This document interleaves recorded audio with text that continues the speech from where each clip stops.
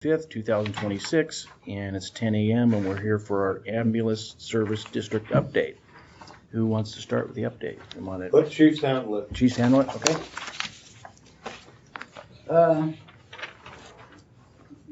Start just by talking about call volume for a little bit. I got the final tallies for call volume for 2025, finally figured. We were up a little bit from 2024. The overall call volume in 24 was 1,997. And this does not account for any of the fire calls that the ambulances go on. This is just EMS calls. And then in 2025, 2,067, so up a little bit. You got an extra job. You can probably have this as a thing. But it's trending up slightly, but no drastic changes. The big change that we know it's been an issue for a long time, and I know Chief Miller's talked to you guys about this recently in the past, is the number of times we're calling out for that third out ambulance. Mm-hmm. So I kind of gave you the numbers on the back page of this. Right on top of this kind of the spreadsheet, I put December's numbers. So there was 27 times where the third out ambulance was needed. And just to clarify when that is when both the staffed primary two ambulances are on a call, then we're calling out for third out, whether that's full-time people coming back in, residents or volunteers, whoever we can get. In January, that was needed 38 times. And then so far in February, this is actually about a week old, this statistic, but 26 times already this month where we've had two ambulances. In January, if you look at the 38 times that we actually needed that third out staffed, 7 times it actually got tapped on another call. So 7 times there was 3 simultaneous calls going on in the county. At that point, we page out for a fourth out crew to try to staff a fourth ambulance. And 1 time the fourth out ambulance got used last month. So we had 4 active calls all at once. And we're only staffing 2. Mm-hmm. That's a big deal. One thing that we're going to start tracking that we haven't tracked is, and I actually almost think this is a more important number, is how many times we page out for that third out crew, but we don't get a response to get it staffed. So how many times do we really need an ambulance staffed, but it's sitting empty? That would mean if someone were to call 911 and need help, it's going to get delayed now until we staff it or an ambulance clears another call. So we're going to start tracking that number too, because I actually think that's a more important number than the times we need people back at the station. Okay. They had, for significant calls last month, we had 4 cardiac arrests. The really cool thing about this, historically, even 5-6 years ago, most cardiac arrest calls that would happen in especially BLS communities, I mean, almost all of them didn't survive. They would do CPR and take them to the hospital. I mean, I don't know the exact number, but almost all of them would end up dying in the hospital. Of the 4 cardiac arrests we had here in Shoshone County, with the addition of the paramedics and the automatic CPR devices that do much better CPR, they got pulses back on 3 of the 4 before they got to the hospital, which is incredible. I don't know the outcome of them leaving the hospital, but at least we had them alive to the hospital. Yeah. Which is a big improvement. Do you want to talk about the maintenance stuff? You know more about that. Yeah, I think just to touch on that third out, this weekend we had an ambulance call go out, then our second ambulance go out, and 4 minutes later was that third out that was dispatched. It was all called for coverage, but also dispatched 4 minutes later. And that would be an example where I know that ambulance was delayed, I think, 3 to 5 minutes before it left the station from the tone out. So that's one that happened recently that I can recall, just looking at the times to make sure the times are right. That did cause a slight delay, but luckily, again, the response was achieved. But there was a delay just because it was 4 minutes after the last one, 4 minutes after asking for help, that it actually went out. But we've had it to where it's been within a minute to go out.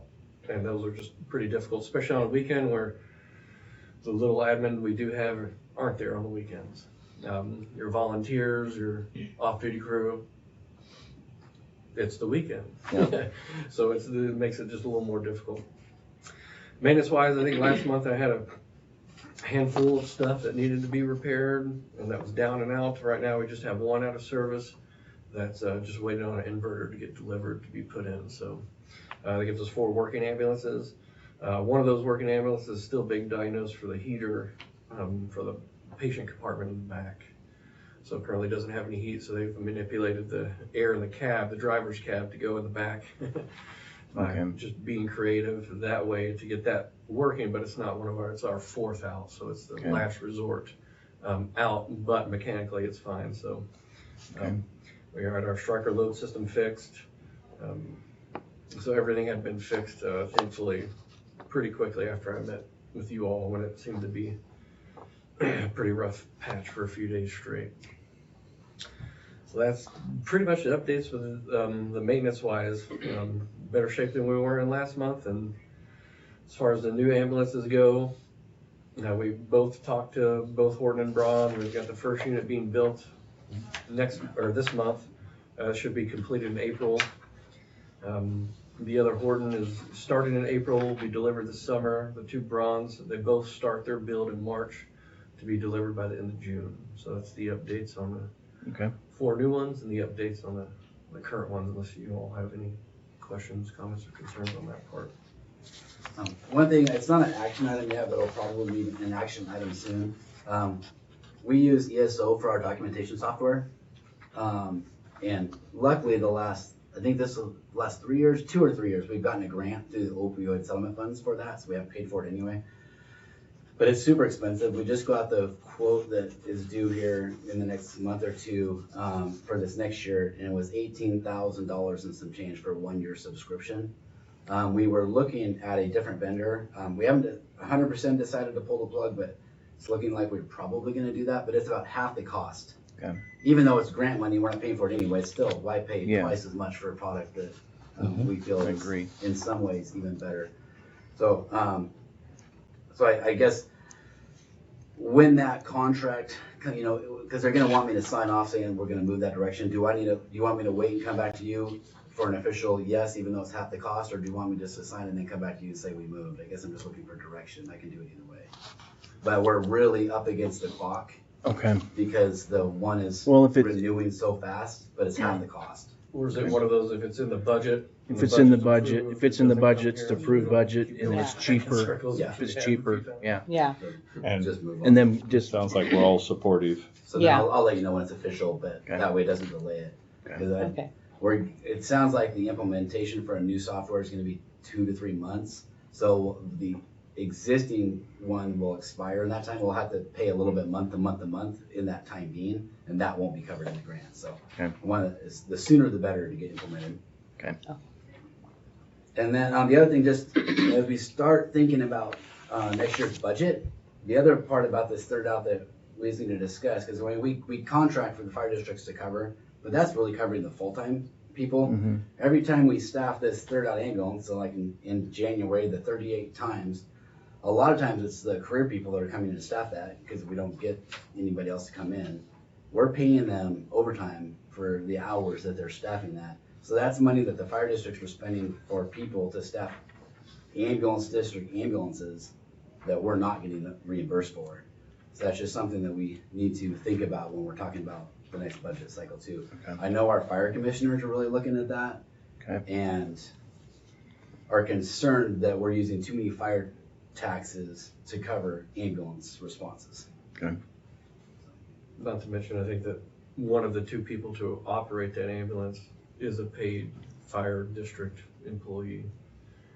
That's not 2 ambulance district paid employees running that ambulance. So it's just another added component to it, but we've dealt with that for years and we're fine with that component of it. I think it's the third out that's, now that we've tracked it and we see our overtime cost. Okay. All right. The clerk have anything she wants to? I mean, as far as the financial and the budget part of it, I think they're tracking a little bit higher with the patient revenue this year so far.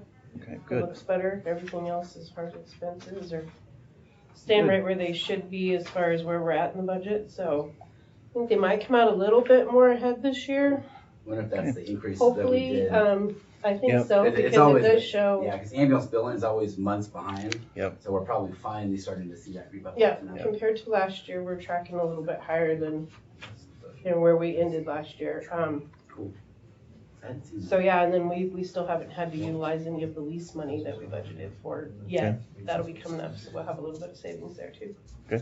The other thing to think about is remember the shutdown, so we could have a lull in billings coming in till the government catches it all back up. So far, they've been good, but Yeah, I don't think the shutdown's gonna affect CMS, so I think we're okay there. Cause it's not under the Homeland Security stuff, so I think we're okay. Okay. Any questions from the board? No? Do you have anything else, Bruce? you know, I just sweating bullets every day till we get those new ones. Mm-hmm.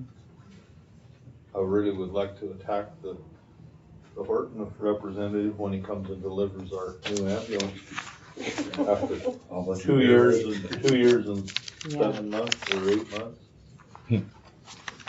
So, no, I think I just want to thank the chiefs and all their guys. I mean, there's times they've been running their tails from one end of the county to the other, so ski hills are keeping them busy, freeway been decent, but busy.